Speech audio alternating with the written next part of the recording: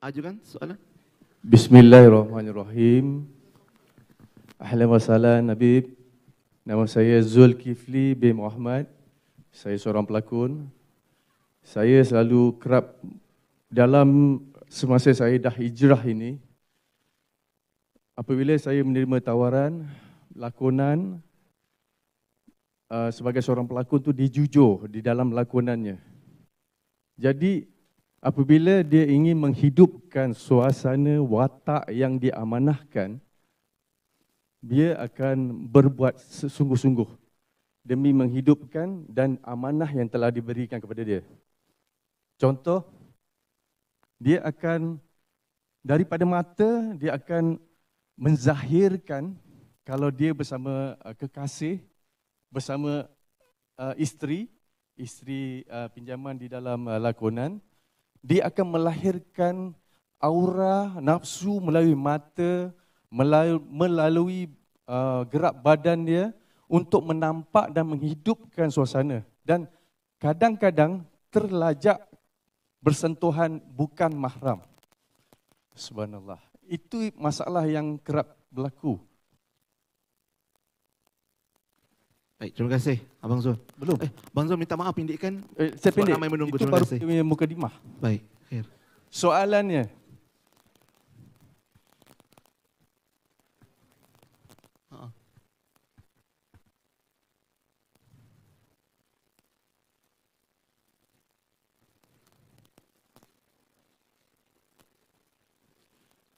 soalannya Habib, jika terjadi kejadian itu, bila dah tersentuh, apakah yang patut saya buat setelah habis kerja untuk kembalikan diri saya istiqamah sebagai seorang yang dah hijrah, insyaAllah. Terima kasih Abang Zul untuk soalannya. أمثل مثل هذا الأمر فماذا ينبغي لي أن أعمل عندما انتهيت من يعني بعد ربما لم يسمع المرأة محرمها. لا يتأتى تحريم ما أحل الله ولا تحليل ما أحل الله تعالى ونحن وإياكم عبيد للإله الواحد والحكم حكمه والأمر له. Tidak mungkin kita ini diperbolehkan mengharamkan apa yang Allah halalkan ataupun menghalalkan apa yang Allah haramkan. Kita ini semua adalah hanya hamba kepada Tuhan. لأن هذا الحق للإله وحده تجرأ عليه بعض الناس في عالم الدنيا وقالوا أنظمتنا احترموها والتزموا بها وأمام أنظمة الله وأديان أنتم أحرار وأنتم في حرية ففسروا الحرية بالتجرع على الله والخضوع لأنظمتهم هم. Kebenaran itu hanya dimiliki oleh Allah Subhanahu wa taala. Sebahagian daripada orang terkadang tergelincir dengan dikatakan kepada mereka, undang-undang kami kamu mesti patuh dan ikut. Adapun di dalam agama, maka itu adalah merupakan kebebasan individu dan pribadi. Ini yang kadang-kadang berlaku kepada seseorang sehingga di dalam hukum hakamnya Allah kita dilihat untuk bersikap bebas dan boleh sebagai hak pribadi, tapi dalam undang-undang yang dibuat oleh mana-mana syarikat atau mana-mana kelompok mesti diikuti. Yang sebenarnya patut diikuti siapa? فسواء كان الفعل المباشر محرم ويجب من وقع فيه أن يتوب وليس لمن لم يقع فيه أن يحدث نفسه بالعمل ثم التوبة بعد العمل أو كان مثيرا للغير كذلك فإن من دل على هدى كان له من الأجر مثل أجور من تبعه ومن دل على الإثم كان له من الآثام مثل آثام من تبعه. Bukanlah seseorang itu boleh menganggap perbuatan itu mubah kalau itu diharamkan oleh Allah Subhanahu wa taala ataupun berpikir tidak mengapa buat melakukan yang salah lalu setelah itu kita bertaubat untuk daripada perbuatan yang salah sementara perbuatan salah itu belum dilakukan olehnya, yakni merancang untuk bertaubat akan kesilapan yang belum dilakukan olehnya. Maka dalam hal ini tidak boleh berubah perkara yang benar dan tidak boleh berubah perkara yang salah. Dalam hadis dinyatakan barang siapa orang yang menunjukkan kepada kebenaran maka baginya pahala sama dengan orang yang melakukan kebenaran tersebut, dan barang siapa yang menunjukkan kepada perbuatan dosa maka baginya dosa orang yang melakukan dosa itu.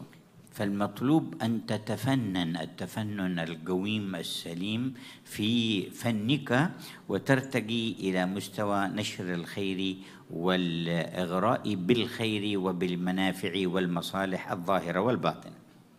Yang perlu diminta kepada orang yang terlibat dalam lakonan adalah berlakunlah dalam lakonan-lakonan yang bermanfaat dan juga lakonan-lakonan yang baik untuk menyebarkan kebaikan dan juga kemanfaatan. وبعض الذين مثلوا في كثير من التمثيليات بعض الصحابة أو بعض الصالحين أثر ذلك عليهم وعاد بنور في قلوبهم بعد أن قاموا بتمثيل تلك الأدوار.